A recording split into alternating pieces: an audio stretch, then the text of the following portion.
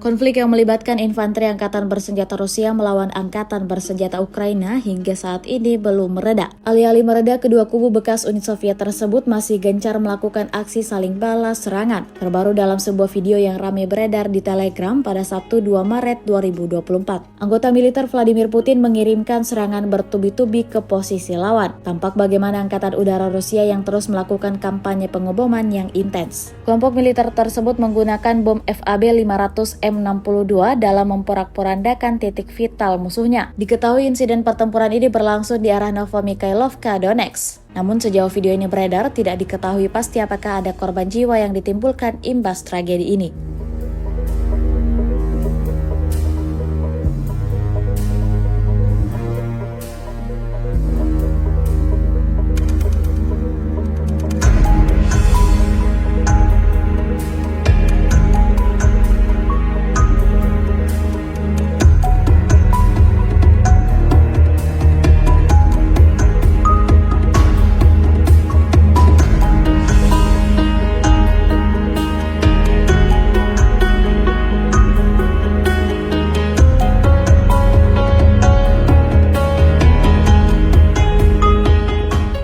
Download Tribun X sekarang, menghadirkan lokal menjadi Indonesia.